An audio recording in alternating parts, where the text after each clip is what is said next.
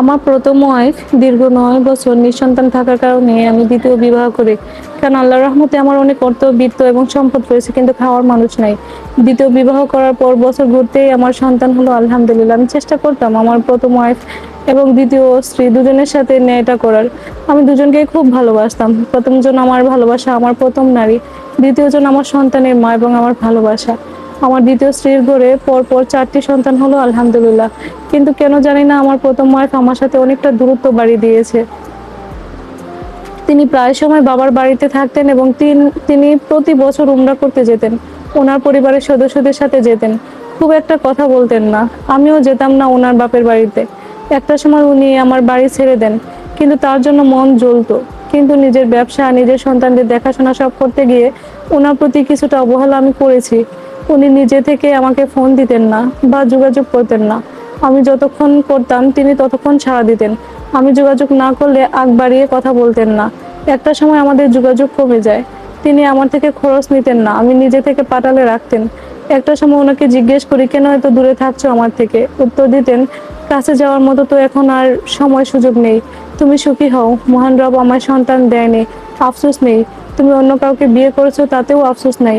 আমি দুনিয়াবি সকল চাওয়া বাদ দিয়েছি। আমি খুব বেশি দিন বাঁচতেও চাই না।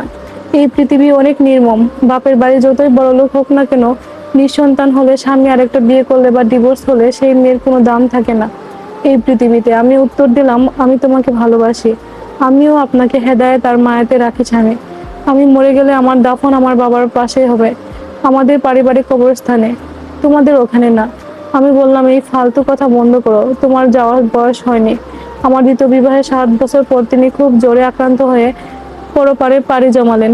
উনি যে ১৯ দিন জ্বরে ভুগছেন আমাকে জানানো নাই, এবং তিনি নিষেধ করেছেন তার মৃত্যুর সংবাদ যেন আমাকে জানানো না হয়। তার মৃত্যুর পর সাথে সাথেই তাকে দাফন করা হয়।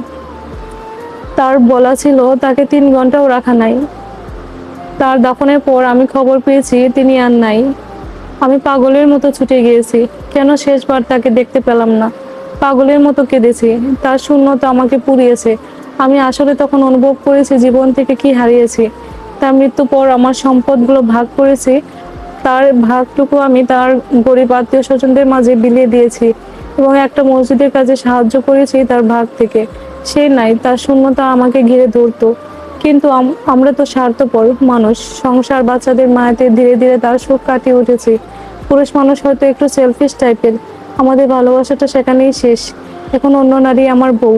সে তার ভাই এর বউদের বলেছিল, আমার কোনো সন্তান নেই এবং মনে রাখার মতো কোনো কাজ পৃথিবীতে করে আমি যাইনি। আমাকে কেউ মনে রাখবে না, কারোর প্রতি অভিযোগ নাই, কিছুই নাই, শুধু শূন্যতা ছাড়া।